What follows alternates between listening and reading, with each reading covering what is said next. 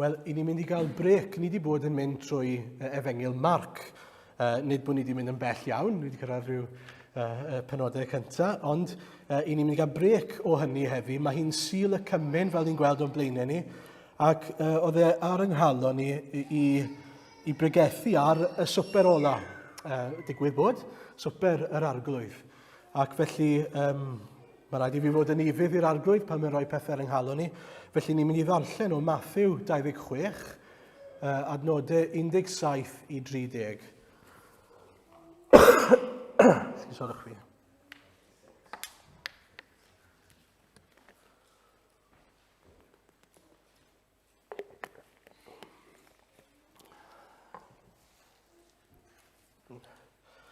Nawr, os papur a beiro dych chi, nodwch hefyd fod yr Swper yr Arglwydd, am falle bod yn eich Beibl chi beth bynnag, ar bwys y teitl, bod y cofnod yn Mathew 26, mae hefyd yn Marc 14, a mae hefyd yn Luc 22. Ac os ych chi eisiau edrych ar yr man wahaniaethau, mae'n help i wneud hynny, byddai'n nodi rhai pethau nes ymlaen. Ond jyst i chi sylwi, maen nhw'n y tair Efengyl yna, ac hefyd byddwn ni'n edrych, byddai'n darllen mewn munud cyntaf Corinthiaid 11 hefyd, lle mae Paul yn sôn am Swper yr Arglwydd.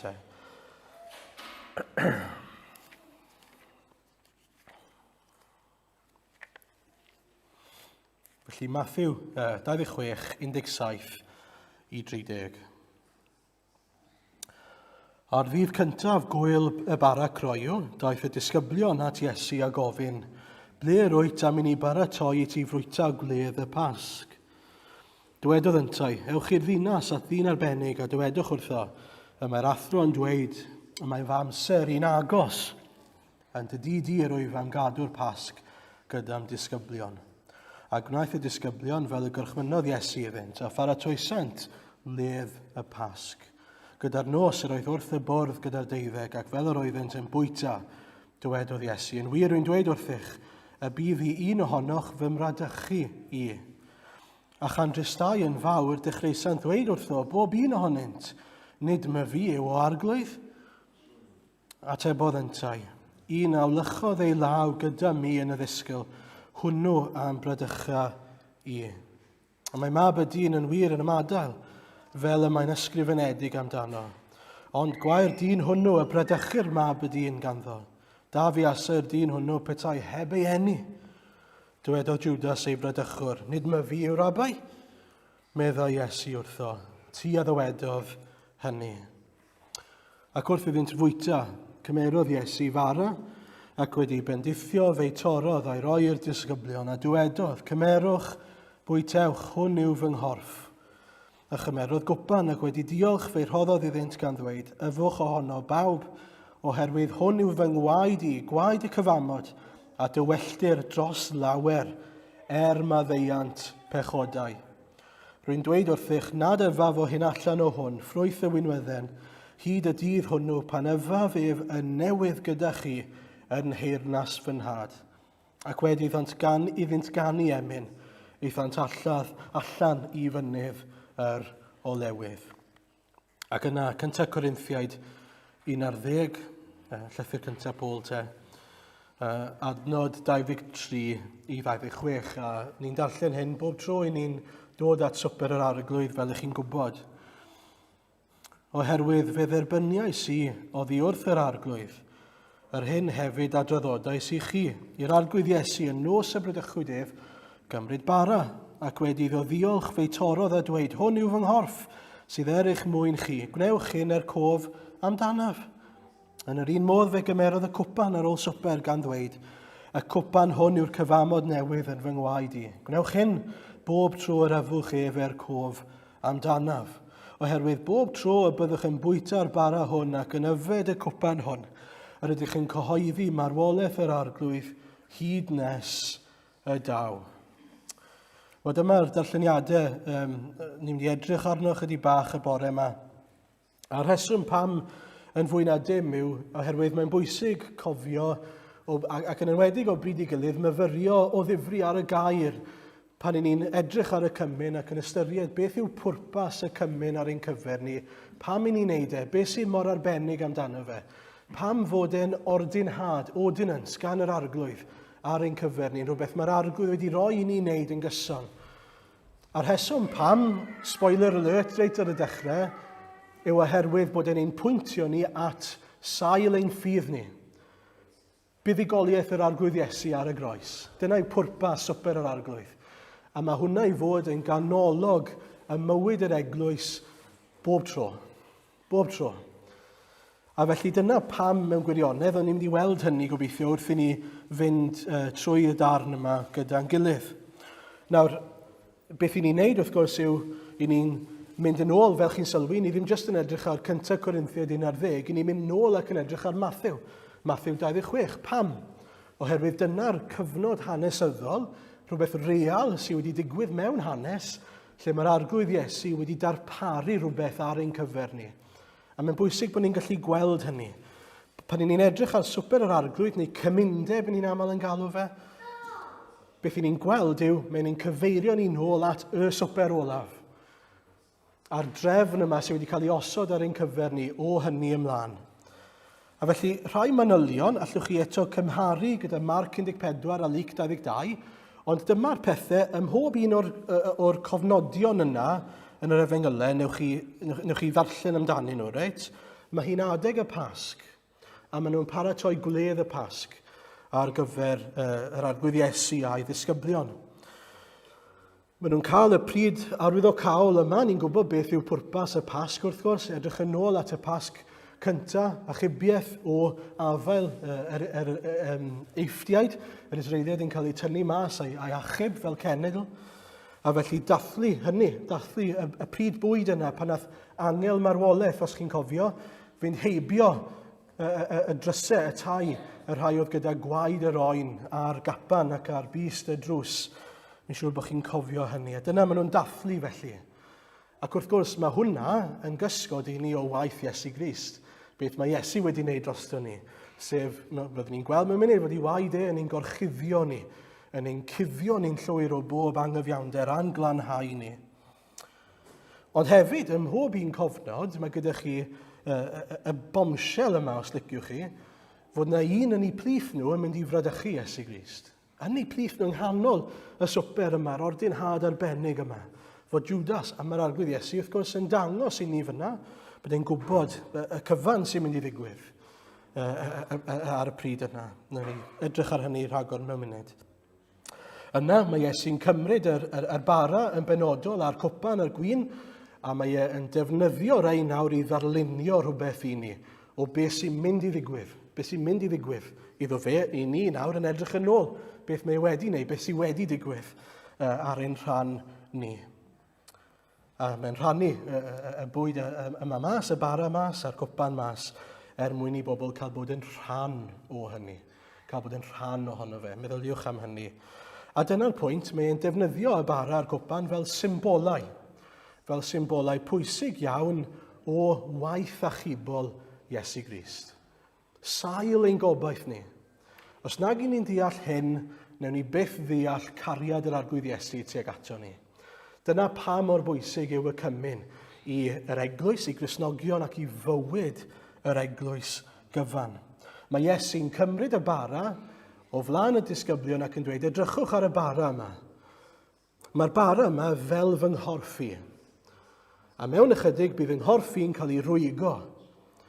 A nid rhywbeth damweiniol fydd e, nid rhywbeth tu allan i'n rheolaeth i yw e, ond bwriad. Ei fwriad yw e. I achub pobl.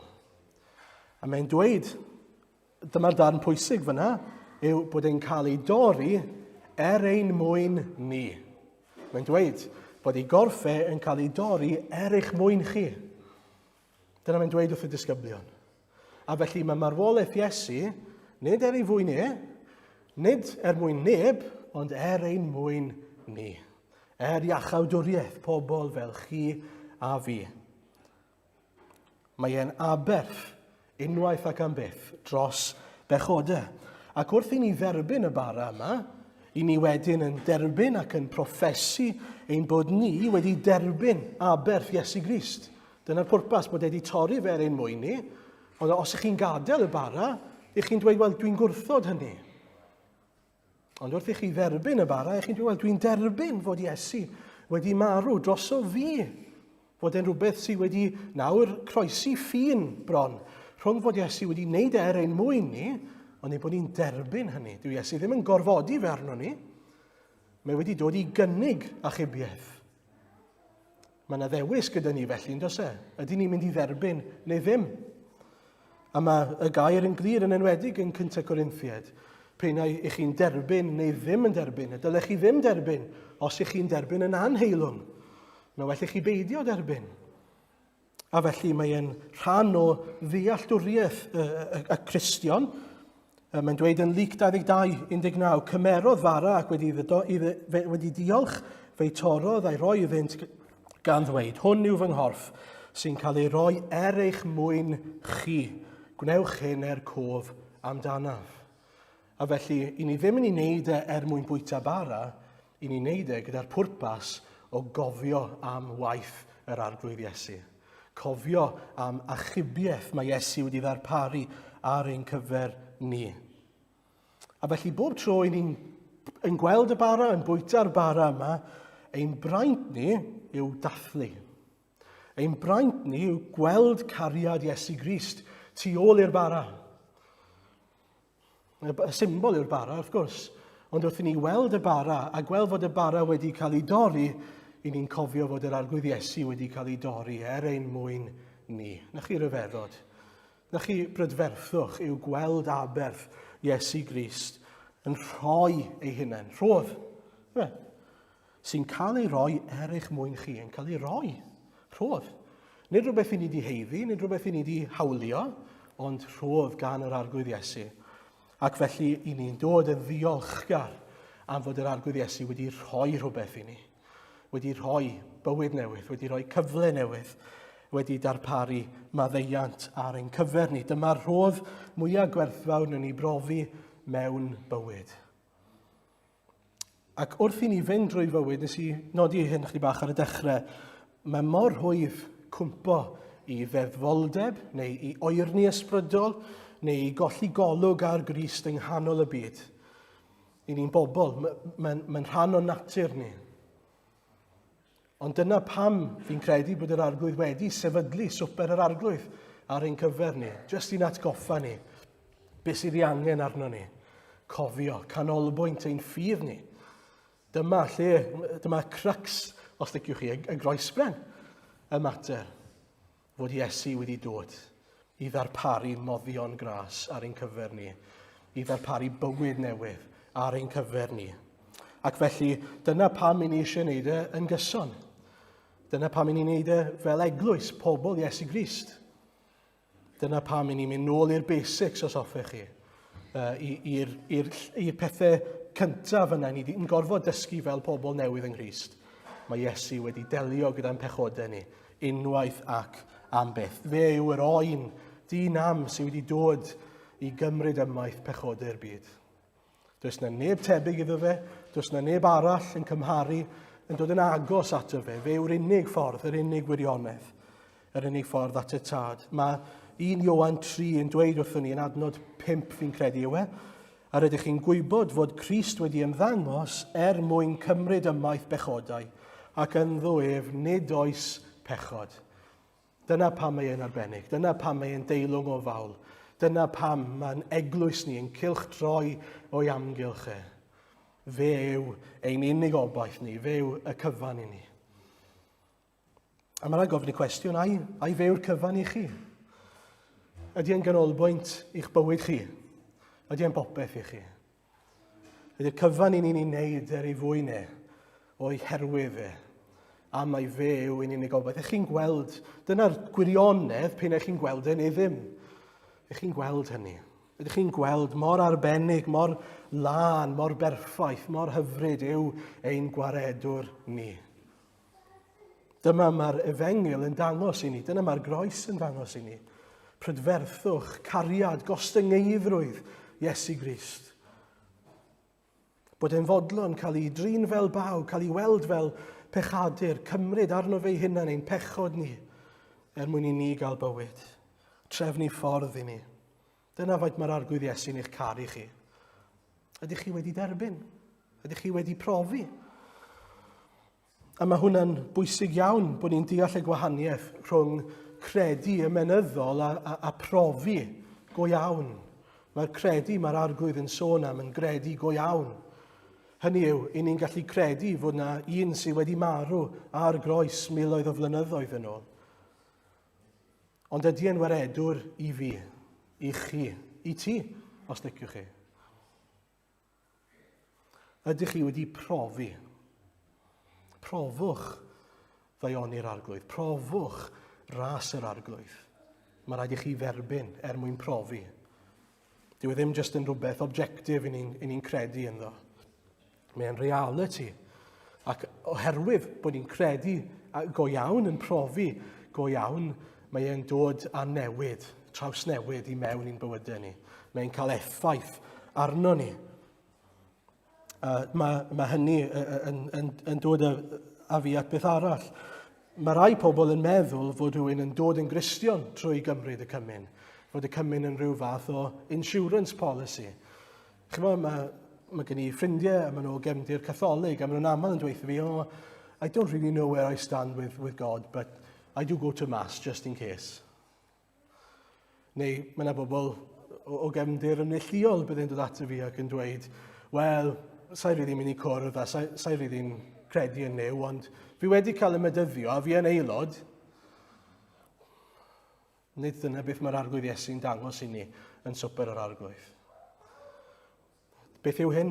Perthynas, rhywbeth real, lle i ni'n sylweddoli fod yr arglwydd yn fyw, fod e wedi achub a bod ni'n derbyn hynny. A mae'n creu newid real ynddo ni oherwydd hynny. Bywyd go iawn, bywyd newydd yng Nghrist. Dyna beth mae'r arglwydd yn cynnig i ni. Nid rhyw enw a rhyw lyfr bod chi'n gallu dangos. Mae'r ddydd y farn bydd yr arglwydd yn dweud wrth y bobl yna ac wrthoch chi os ych chi'n un o'r reina. Dwi ddim yn dadnabod ni, a bydd ni'n wir. Mae'r arglwydd eisiau perthynas gyda ni. Mae eisiau delio gyda'n pechod ni. Nid cufio nhw, mae'n delio gyda nhw. A felly gwnewch yn siŵr eich bod chi wedi profi yr arglwydd. Peth arall sy'n digwydd gyda'r bara wrth i ni feddwl am y bara yw bod ni'n cael ein uno gyda Iesu Grist a uno gyda eglwys Iesu Grist. A felly mae'n symbol, un bara sy'n cael ei dorri mwyn llawer. Nid mwyn pawb, mwyn llawer. Llaweroedd mewn rhai fersiynau. A mae hwnna'n bwysig bod ni'n cofio hynny. Un corff, un aberth mwyn llawer. Ac wrth i ni dderbyn y corff, i ni'n derbyn maddeuant Iesu, ni'n derbyn cyfiawnder Iesu, ac felly ni'n cael ein uno â Iesu Grist wrth i ni'n neud hynny. Ond wrth gwrs, mae pob un arall sydd wedi derbyn o'r un bara hefyd nawr yn un â Christ. Ac felly ni'n un gyda'n gilydd. I ni'n cael ein uno i gorff Christ a Christ yn ben. A felly mae Paul yn dweud yn Galatiaid 2, adnod 20 fi'n credu yw rwyf wedi fy nghroesoelio gyda Christ. Ac mwyach nid mae fi sy'n byw, ond Christ sy'n byw yno fi. A'r bywyd rwyf yn nawr yn ei fyw, a rwyf yn ei fyw drwy ffydd y mab Duw, ar hwn amcarodd i ar hoes ei hun droso fi. Ac felly, beth i ni'n gweld yw wrth ddod at Iesu, ni ddim just yn derbyn maddeuant, i ni hefyd nawr yn ildio ein bywydau ni. I ni'n croesoelio y cnawd gyda'r arglwydd Iesu.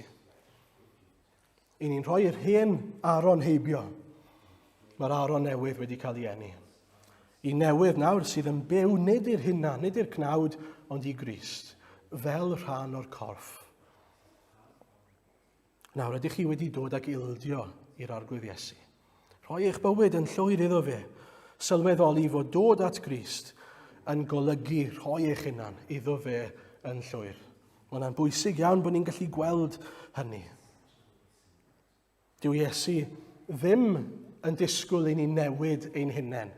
Mae e'n mynd i'n trawsnewid ni. Ond dyw e ddim chwaith yn disgwyl i ni aros lle i ni. Dyw e ddim yn disgwyl i ni aros yn ein pechod ni.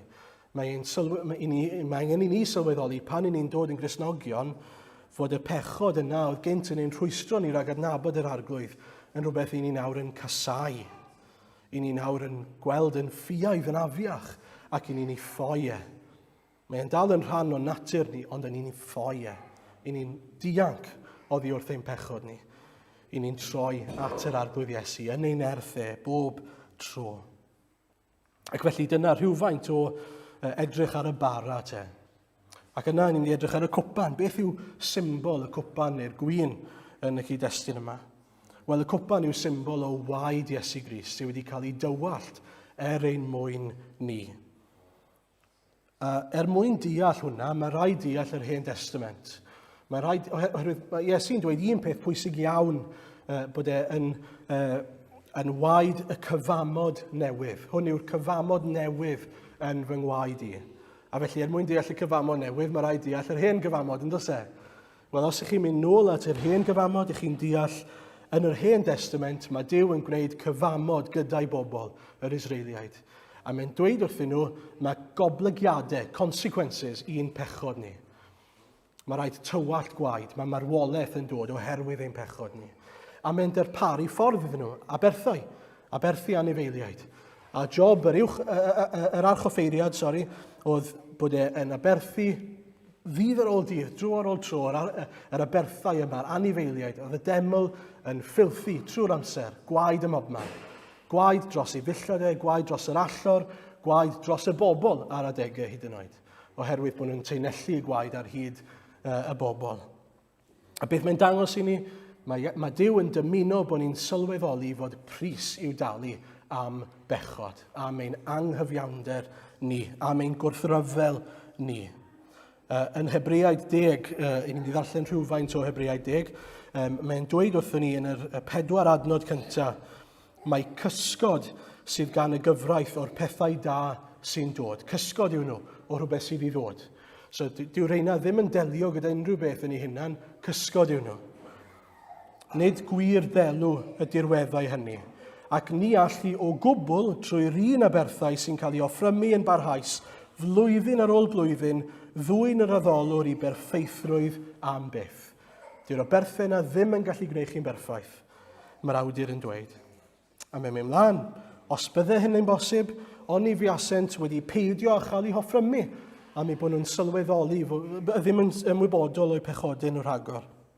Ond, mae yn yr aberthau goffhad bob blwyddyn, reminder bob blwyddyn am bechodau, oherwydd y mae'n amhosibl i waed teirw a geifr dynnu ymaith bechodau.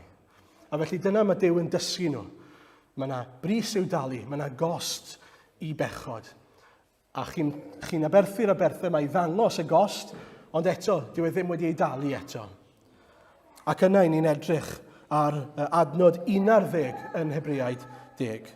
A dyma mae'n dweud am yr archoffeiriad nawr, mae pob offeiriad yn sefyll beunydd yn gweini ac yn offrymu'r un aberthau dro ar ôl tro, aberthau na allent byth ddileu pechodau.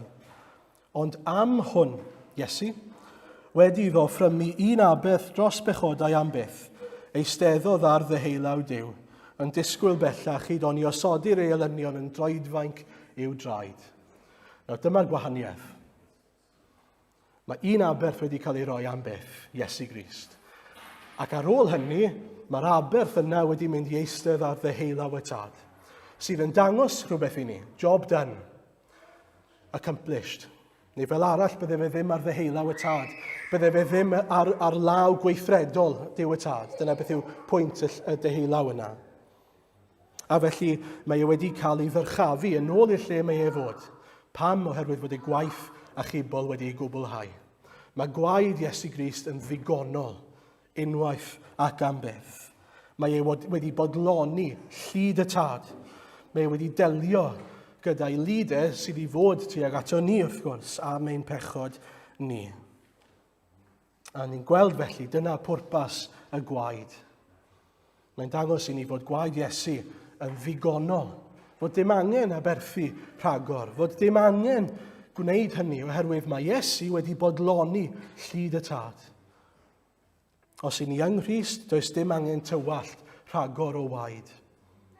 Does dim rhaid wynebu cwpan digofaint Duw. Na chi beth rhyfeddol. Mae rai fi wedi nath o'n rili taro fi pan o'n i'n paratoi. I ni'n gweld 2 gwpan yn ystod y darn yma yn Mathew 26. Y cwpan y gwyn y cymyn a cwpan digofaint Duw. Nes ymlaen yn yr ardd yn Gethsemane, beth mae'r arglwydd Iesu'n dweud? Os yw'n bosibl, gad i'r cwpan yma fynd oddi wrthau, mynd heibio i fi. Ond nid yn ewyllus i, ond ewyllus di, dad. Oherwydd bod wedi cymryd un cwpan digofaint yn ein lle ni, i ni'n cael yfed o gwpan sydd yn symbol o fywyd, symbol o lendid, symbol o sancteiddrwydd, sydd yn wir amdano ni. I gyd oherwydd fod Iesu wedi yfed cwpan ei digofaint, ein digofaint ni yn ein lle ni. Mae'n mynd nôl, y symbol yna o'r cwpan yn mynd nôl i Jeremia, lle mae'n sôn am yfed cwpan digofaint Duw. Ac yna mae Iesu'n dweud wrth y disgyblion cyn hyn fod angen bod ein yfed y cwpan yn ein lle ni. A nawr mae'n dweud eto, 2 gwaith i ni'n clywed am gwpan digofaint Duw yn y gair fyna, am yr rhagor fi'n credu. Ond mae Iesu'n dweud, dwi'n mynd i yfed y cwpan yma, dwi'n mynd i wynebu a derbyn a delio gyda llyd y tad, fel eich bod chi'n cael adnabod y tad, a bod mor annwyl ger bron y tad fel y mae Na chi beth anhygoel? Bod Duw yn edrych arno ni, a mae'n gweld ni mor annwyl a mae'n gweld Iesu Grist ei hun. Na chi rhyfeddol yw i'r Cristion i allu gwybod hynny. Mae'n gweld yr arglwydd Iesu. Yn yr Hen Testament, bydden nhw'n cymryd a berthau o leia unwaith y flwyddyn, weithiau 2 waith, a bydden nhw yn cymryd y gwaed a bydden nhw'n teinellu'n sbrinclo'r gwaed yma ar y bobl. A symbol o hwnna yw fod y gwaed yr aberth yn gorchuddio'r bobl. So pan mae Duw yn edrych lawr ar ei bobl, beth mae'n gweld? Mae'n gweld mae'r aberth wedi cael ei dalu. Achos mae'r gwaed arnyn nhw. I ni'n yfed y cwpan. A beth mae Duw yn gweld? Mae'r gwaed wedi cael ei dywallt drostyn nhw. Mae gwaed Iesu Grist yn ein gorchuddio ni, yn ein glanhau ni. I ni yn rhydd, i ni yn fyw yng Nghrist. I ni'n cael statws ac identity a pwrpas drwy Iesu Grist. I ni nawr yn blentyn i ddiw. Na chi rhyfeddol, na chi werthu'r efengil, ein bod ni'n cael y fath statws ger bron Duw y Tad. Ac yn sgil hynny i gyd beth yw'r effaith mae'n cael arno ni? Wel, mae'n dweud yn Hebriau 10 wrth i ni orffen y bennod yna, adnod 19 ymlaen. Felly gyfeillion, gan fod gennym hyder i fynd i mewn i'r cysegr drwy waed Iesu Grist, a'r ffordd newydd a byw y mae ef wedi hagor i ni drwy'r llen. Hynny yw trwy ei gnawd ef. A chan fod gennym offeiriad mawr ar ddi-fyw, gadewch i ni nesau a chalon gywir mewn llawn hyder ffydd, a'n calonnau wedi eu teinellu'n lan oddi wrth gydwybod ddrwg, a'n cyrff wedi ei golchi a dŵr glân. Gadewch i ni ddal yn ddiwyro at gyffes ein gobaith, oherwydd y mae'r hwn a roddodd yr addewid yn ffyddlon. A chi beth hyfryd, bod ni'n gallu dod yn llawn hyder ffydd i bresenoldeb ein Duw ni. Heb ofni, i ni wedi cael derbyniad yn a thrwy Iesu Grist. Na chi arbennig yw hynny. A felly dyna'r anogaeth i chi wedi dod. I chi wedi dod i'r man sancteiddio Olaf. Hynny yw i bresenoldeb Duw ei hun drwy Iesu Grist.